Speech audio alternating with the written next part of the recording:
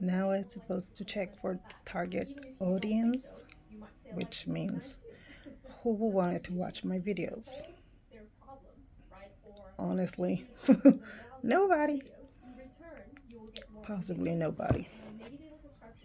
Who knows? I got a good value of texting people or getting texts from friends and relatives.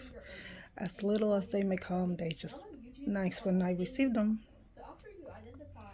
I normally just reply right away, and then as everything that I do, soon after you hear or see something, comes a message comes across that, oh, if you do replies too fast, it means you're desperate. As of like, oh, sure, now we lost conversation because we are not going anywhere. Then now we getting criticized for replying too fast. I was like, oh my God, everything wants to destroy every way of communications that we may have. As of like, do you notice how people get so mad at you and if you're on the phone on a public bus or anywhere in a park? I remember later on when I took my girls to the park, right? And they're playing, I'm in front of them. I felt criticized because I wasn't every step of the way with them. One, I want them to be self sufficient to go play. I know that they could get hurt, but at the same time, I need them to create that self reliance. And I'm there. And by the way, if you have more than one kid, you can be holding one kid and the other one falling off of your arms because it's just part of what happens. But not to get into this, people saying, "Oh, I would never do that," or that would never happen to me. Like, how dare you? You don't deserve to be a mom. All that kind of stuff. I remember the pastor of the church when I'm there, and she says, like, but they cannot be playing there by themselves. And I was like, what do you mean by themselves? I'm watching them at the YMCA. I'm watching my kid swimming. The most stupid part is that my kid is swimming on what they call the common community area or something, the common area of swimming, which it means a wider area outside from the lanes that are for swimming, like lines thrown, this little buoy rope that they put across and divided the lanes. That, right? So my kid is swimming there. A staff member comes and pull another area. So my kid ended up being inside of that area because the lane we pull. Here comes another staff member, a teenager, and tells me that she cannot be in there because she cannot touch.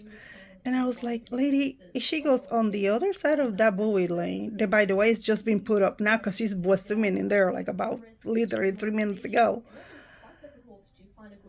She comes on this other side, it would be exactly the same death. And as we're talking to this, she's continued telling me, like, no, she cannot be there. It's like it's dangerous and all this stuff. My girl is literally swimming there, not going under, having the greatest fun, while this person is telling me that she cannot swim there because it's dangerous. Same depth and everything else, just a line. That's what this overly do we need to check on kids all the time and they cannot be by themselves and nothing to happen because if something happens to them it's definitely the fault of the parent. It's crazy. I get so tired of that stupid crap. I have to left. It didn't matter if I'm a single mom. I can't be with my husband 24/7 regardless. I need to go to the grocery store or anywhere else, right? Me, as many other people, we don't always have a place to leave our kids because everybody's busy. Nobody wants to take care of that responsibility anymore because, oh my God, if something happened to my kid while being there, I might sue them, right? So people don't want to get sued. So they don't want to do it for free. They want to do it for free. I'm completely scared that something might happen to that kid and stuff like that. Well, I had to leave my kid. I was blessed enough to have this car that I can look at it with keys from the outside, which now cars doesn't do that anymore. Have the AC on, run inside the store. I mean, what are my choices? And this is before many drive-through were open, right? Like a CVS and things like that. Let's say I need formula, diaper, Tylenol. And the stupidest thing was when one night I came out with my two or three kids, I think two of them, out of emergency room that I took them because one of them was very sick. I'm pregnant. That's what I'm thinking about. Three kids. I am pregnant. I'm extremely tired and stressed out. My husband, the kids, that kid was out of town and goes through this drive-through at a CVS gas station and asks them for their ibuprofen or something that was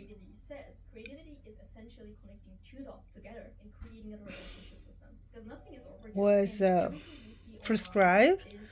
And she said that's an out of the counter thing. So she couldn't give it to me. Ah, actually, I think Walgreens is the one who did that back then. Maybe not CVS. No, I'm going all crazy back forward. Which one or the other one? Anyway, they cannot provide that through the. And this is like 2 or 3 in the morning. I mean, they're open 24/7. But I cannot leave my kids. What are my choices? Going back home, putting the kids back to bed. I cannot leave them there by themselves. I have to bring them with me at 3 in the morning, right? I cannot leave them inside my car running locked by themselves while I run inside the store. And the attendant, who's not attending anybody else, cannot run to the aisle, get my item, and charge me, and so I can go home and take my kids safely back inside with me. Not forget them in the car, right? Through the night. Because what happened if they die there? It's crazy. So, all day in the hospital, take the kids out. All day in the hospital by myself. Pregnant, twins, in a pumpkin seat. And the expectations is that I go to get this prescription right away because one of them would need it. And then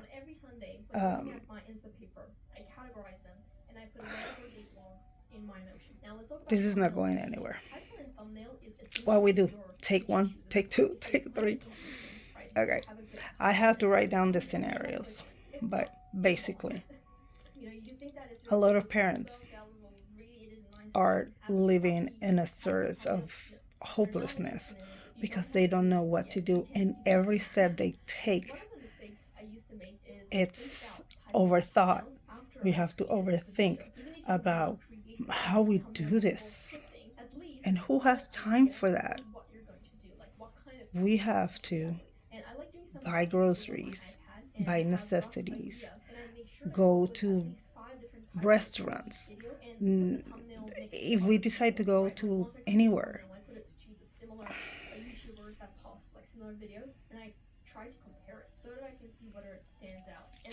well, this is harder than I thought it would be.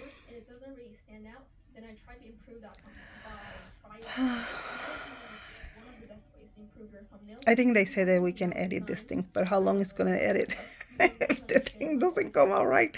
In no moments, like nothing comes out right. Everything comes out wrong. Yeah, yeah. It reminds me Travels Pack Snack. I don't remember the name.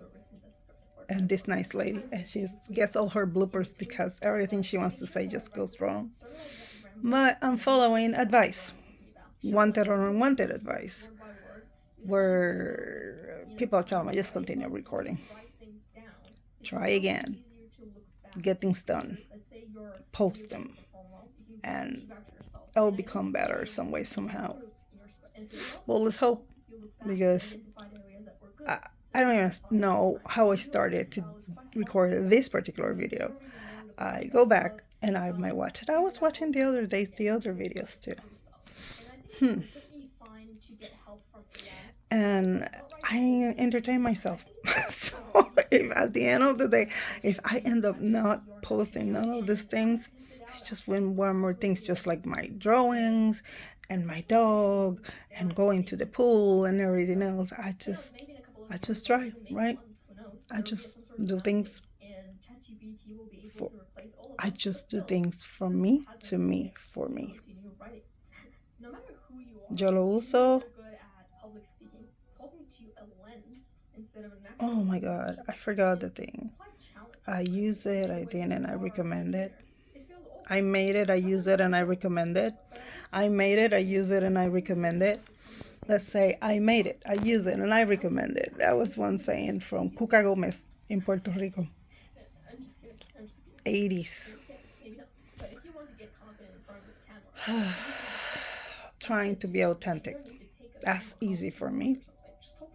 I know people enjoy it sometimes when I go crazy and I don't overthink things and I relax and I say whatever the most crazy things comes out of my mouth. And some others I just can't get a word across that makes sense. But mm,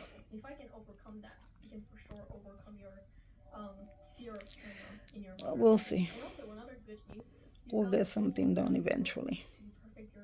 Right?